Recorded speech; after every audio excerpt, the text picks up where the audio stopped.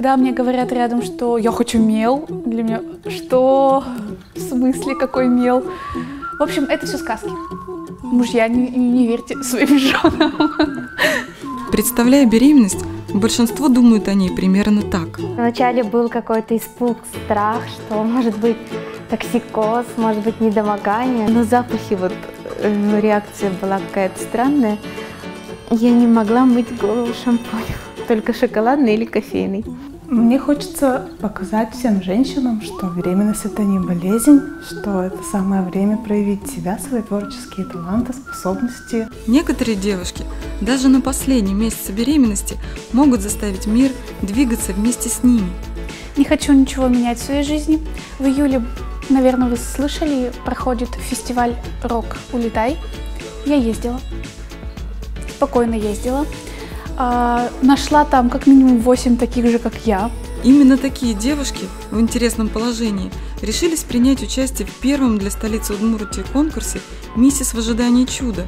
К финалу из 25 претенденток осталось только 7. Ижевские конкурсантки совсем не похожи на стандартный типаж участниц состязаний названием «Мисс красоты». Наши девушки милые, общительные, светящиеся в ожидании малыша и безумно искренние. Я никогда не участвовала ни в одном конкурсе красоты, мне всегда казалось, что я толстая и некрасивая.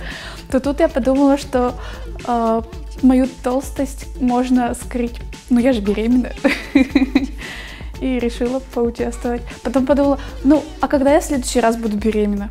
А тут так удобно получается, что я успеваю поучаствовать, и еще не родив. Я очень долго ждала,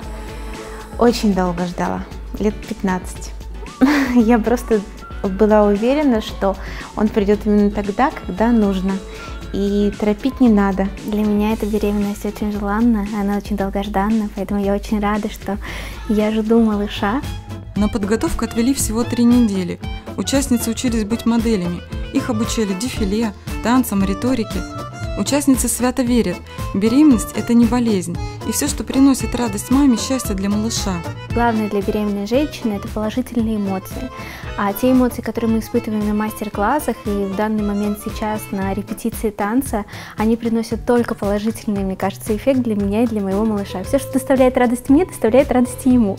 Забавно, но малыши конкурсанток заставляют мамочек всегда быть в тонусе. Да когда он начинает толкаться, с ним начинаешь разговаривать, он тоже затихает, он тоже слушает. Как только я села, легла, он меня тынс и говорит: мама, иди еще что-нибудь делай.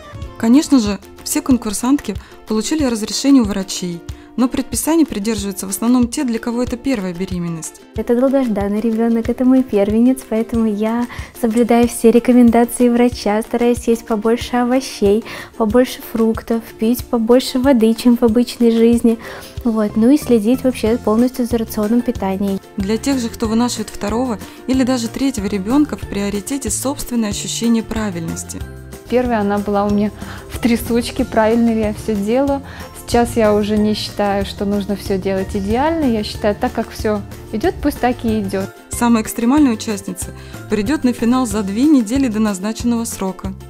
Я боюсь, что они начнутся до, и я вылечу с конкурса. Нет, мы договорились с дочкой, что мы участвуем в конкурсе.